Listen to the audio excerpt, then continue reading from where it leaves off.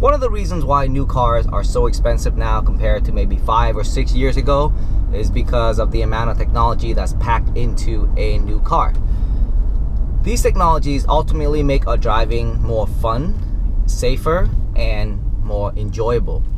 It also makes our car last longer or feels new as the years start to progress. Here are the 12 technology that I think you should have in your new car.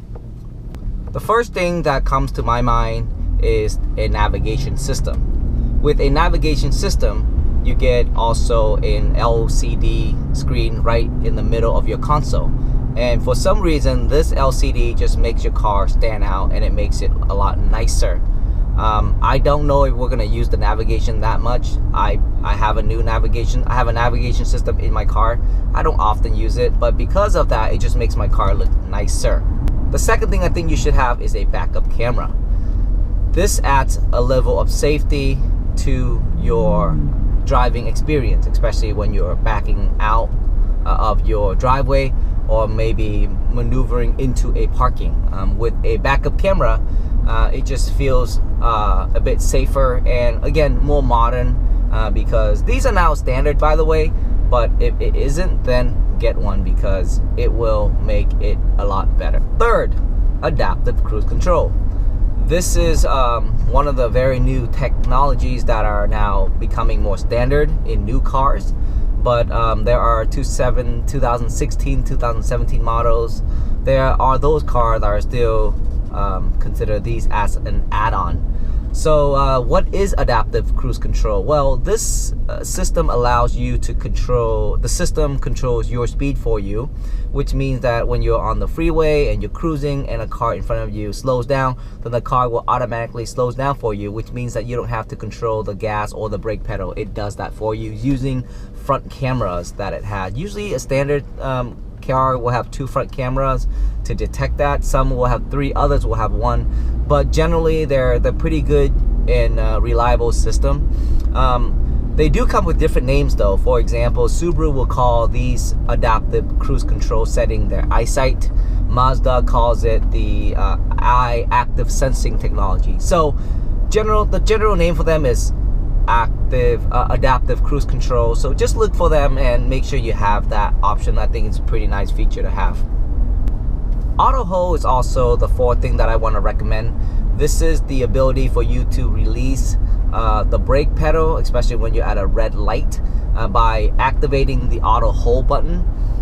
The car will actually hold itself once you depress the gas pedal, and you can kind of let go of your foot to rest your leg, to rest your foot while you're waiting at a red light, at a drive-through, those kind of things, and especially maybe even during like stop and go or a lot of traffic on the freeway, this might be useful. And by the way, stop and go traffic on the freeway, the technology that really helps with that is the adaptive cruise control. So make sure you get make sure those are part of the package that you're getting in your new car. The fifth thing that I want to recommend is called the automatic emergency braking system. This is the new cars use radar that's mounted in the front to detect pedestrian and cars that are maybe suddenly stopped while you're cruising at a constant speed. So as soon as it detects a change in the speed, and if the change is really quick, then the car will basically sends off these beep signals to warn you in regards to a collision, and if you don't react in time, then the car will react for you. These are now becoming really standard in luxury cars, but in regular cars, these are an option. So make sure you look for these options and add these options on to make your driving more safe. The sixth thing I want to recommend is high intensity discharge headlamp.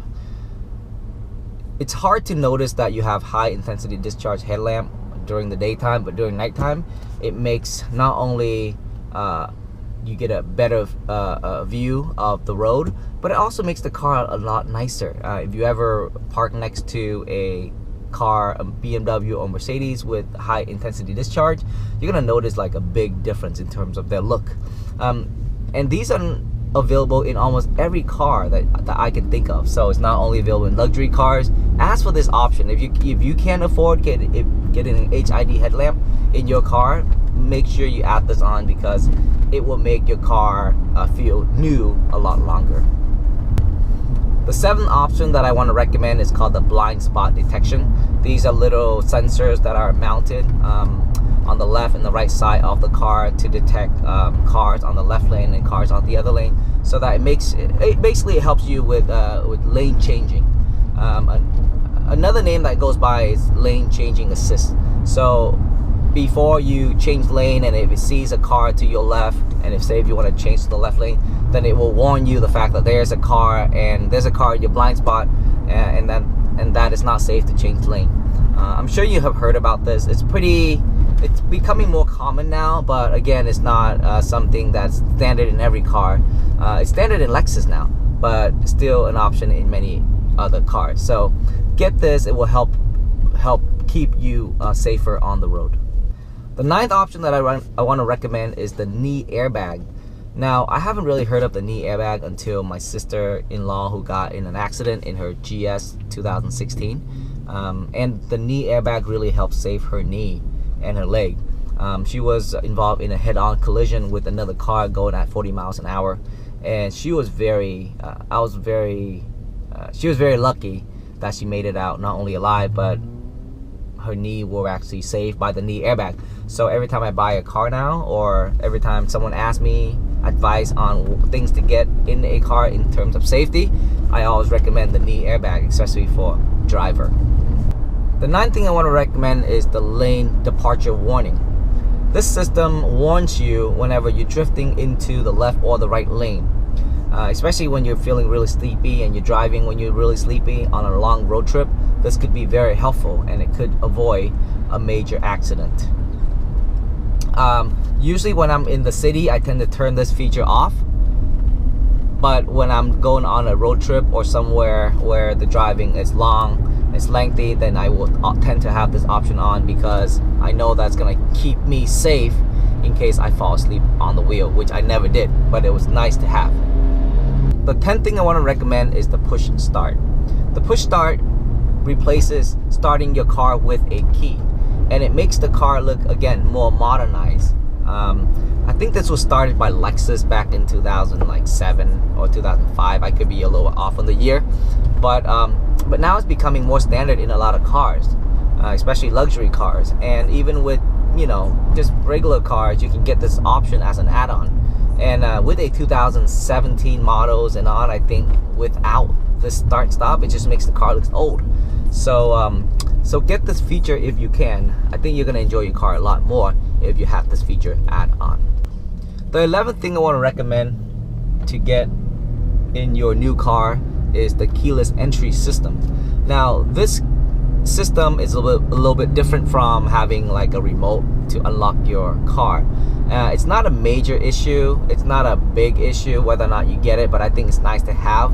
Basically, by walking up to your car, you can grab the handle and be able to open the door with your key fob or your remote control inside your bag or your purse, which makes it more convenient, especially when you have a few grocery bags that you're carrying, or say if you're carrying your child and you're trying to find the remote to unlock the door.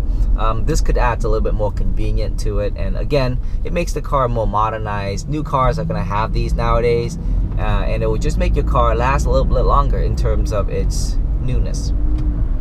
Okay, last but not least, the 12 items that I want to recommend to you is Apple CarPlay or Android Auto. It's the last thing. It's not the thing that you really need, but I think it would be nice to have. I just want to fill this list up with the 12th thing, and that's why I added onto the Apple CarPlay. I have an Android Auto and Apple CarPlay in my car, but honestly, I don't use it that often, because in order for me to use my Apple CarPlay, I had to really plug in the USB port, and I don't want to do that every time. Unless you get the one that's wireless, which isn't available in my car, then I would probably use it more if I had that wireless feature, which I don't. But if you could get one with the wireless feature, then get it. But it's not a deal breaker or anything like that. Usually that's like more like an option add-on. It's not really standard yet. It hasn't been standard yet just because Apple has to be paid, or Google, which owns Android, has to be paid for this feature. So they charge car makers for them, and if you want those standards, the price will tend to go up higher. So a lot of car makers will tend to make this more like an option, like an add-on option. But Bluetooth is standard, so that's something that you need to have, which is now very common. I want to add this onto the list because it is so common. Now, other things that didn't make it to the list includes having a Wi-Fi on your car. I don't think that's needed. And nowadays, we're so connected to our technology that I don't feel like we need to have Wi-Fi on the car. We need to somehow connect to our drivers and passengers through just regular social conversation. Why do we need them to be attached to their technological devices like the iPhones or the iPad? I think there's just too many of those going on at the moment. Other things that are available is also like 4G LTE data that you can actually get with your new car, and I don't think that's needed. Sirius radio, I think that's just really expensive. I don't recommend getting Sirius radio. I know new cars will have that feature, but you don't have to have it in your new car. It usually comes with 3 months of free service, and then that's it. Afterward, you have to get your own subscription. But think about it: we subscribe to so many things. The last thing we need is like a subscription to a radio station. Well, that's my list for you on the 12 things. Oh, one more thing: a head-up display. This is it's been advertised a lot. I just don't think it's needed. I don't have it in my car, but I just don't know why people would need a head-up display. I can see that on a long road trip that might be useful for you, but in general, I just don't think it's useful. So, well, you be the judge. Let me know what you think of these 12 recommendations, and if you have any other things that I missed, feel free to comment below and let me know what you think. Subscribe to the channel, give it a thumbs up. I will see you next time. This is Ken for Cars and Technology.